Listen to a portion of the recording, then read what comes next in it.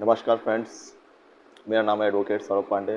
YouTube पे मेरा ये पहला वीडियो है और इस चैनल के माध्यम से ही मैं आप लोगों को लीगल अवेयरनेस से संबंधित जानकारियाँ देता रहूँगा और आप लोगों को जागरूक करता रहूँगा। आज का मेरा पहला टॉपिक है बेल। कोई भी आरोपी जो गिरफ़्तार हो या गिरफ़्तार होने वाला हो या फिर गिरफ़्तार होने की संभावना हो, तो ऐसे में ऐसी गिरफ़्तारी से बचने के लिए पुलिस या कोर्ट से मिलने वाले आदेश के प्रोसीजर को ही बेल कहते हैं। बेल आमतौर पे 3 तरह के अपराधों में दी जाती है।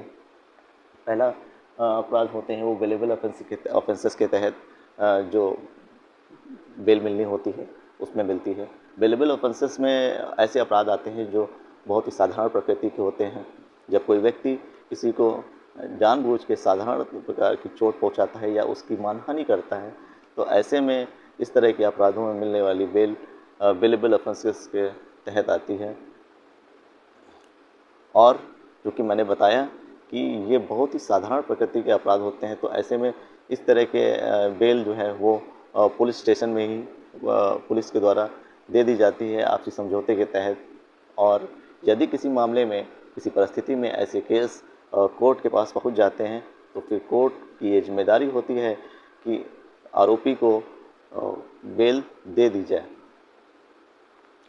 दूसरे प्रकार की जो बेल मिलती है वो नॉन बेलेबल ऑफेंसेस के तहत मिलती है, जो सेक्शन ऐसी जिसका प्रावधान है आपके सीआरपीसी के सेक्शन 437 में।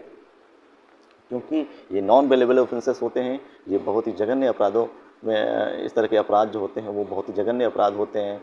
और जैसे कि आप कह लें चोरी, ट्रेसपास और मर्डर, किडनैपिंग, डकैती, इस तरह के जो जघन्य अपराध होते हैं, ऐसे अपराधों में जब कोर्ट के पास इस तरह के मामला उनके संज्ञान में पहुंचता है, तो कोर्ट के डिस्क्रेशन से ही कोर्ट ये खुद तय करता है कि आरोपी को बेल मिलनी चाहिए या नहीं मिलनी चाहिए। कोर्ट इस तरह में बहुत सारे पैरामीटर्स को अपने ध्यान में रखता है कि किस परिस्थिति में उसने ऐसा किया या उसका बैक रिकॉर्ड कैसा रहा है।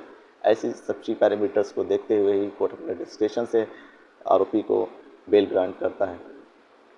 क्योंकि ये बहुत जघन्य अपराध होते हैं, तो इसमें कोर्ट एकदम से ही उसकी कोई ड्यूटी नहीं होती है कि इसमें जमानत देने के लिए बाध्य नहीं होता है। इसमें वो टर्म्स एंड कंडीशंस को दिमाग में रखते हुए, अपने संज्ञान में रखते हुए ही अपने डिस्कशंस के हिसाब से ही बेल ग्रांट करते हैं जज साहब।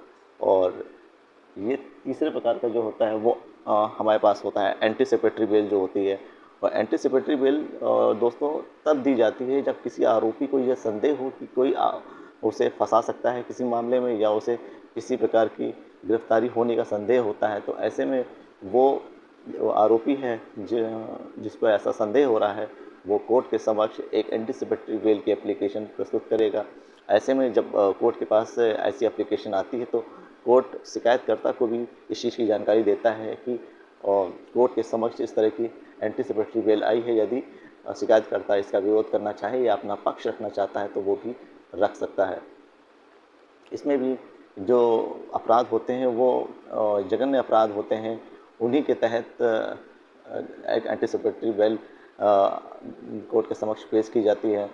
यदि कोर्ट को अपने डिस्क्रिप्शन के हिसाब से लगता है कि इसे ज़बरदस्ती फंसाया जा रहा है, एक्यूज को ज़बरदस्ती फंसाया जा रहा है, तो वही इसमें कोर्ट बेल ग्रांट करती है, अन्यथा उसे रिजेक्ट कर सकती है कोर्ट। तीसरा मैं बताना चाहता हूँ कि बेल बॉन्ड क्या होता है। किसी भी प्रॉपर्टी या फिर रकम के बदले में जो मिलने वाली ज़मानत होती है उसको ही बेल बॉन्ड कहते हैं। ये एक्चुअली में एक फॉर्म होता है, फॉर्म नंबर 45।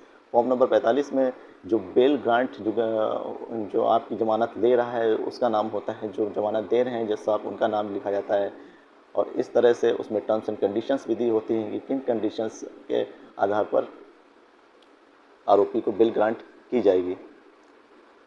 ऐसे में यदि आरोपी किसी भी हाल में ऐसी टर्म्स एंड कंडीशंस को फुलफिल नहीं करता है, वो एक तय समय के बाद अपने आप को कोर्ट के समक्ष सुपुर्द नहीं करता है, जमानत का टाइम पीरियड कंप्लीट होने के बाद अपने आप को कोर्ट के समक्ष सुपुर्द नहीं करता है, कहीं छिप जाता है, तो ऐसे में जो जमानत लेता है उसकी ऐसे आरोपी की उसकी पूरी जिम्मेदारी होती है कि वो उस आरोपी को ढूंढ के या पकड़ के कोर्ट के समक्ष प्रस्तुत करे, और अगर आरोपी ऐसा नहीं करता है तो जो भी उसने रकम या प्रॉपर्टी अपनी जमानती के रूप में कोर्ट में जमा की होती है उसे जब्त कर लिया जाता है। और दोस्तों यहाँ अगर दिल्ली और बाकी राजस्थान में जैसे स्टेट में देखा जाए तो वहाँ पर सिर्फ एक गारंटर होता है जिसको जमानती के रूप में माना जाता है। लेकिन यूपी और हरियाणा जैसे स्टेट ऐसे हैं जहाँ पर एक शिनाख्ती भी होता है जो जमानती के बारे में ये कहता है कि हाँ, ये मैं जमानती को भली बात जानता हूँ, ये इसका कोई ऐसा रिकॉर्ड ख़राब नहीं रहा है, इसकी बातों पर विश्वास किया जा सकता है।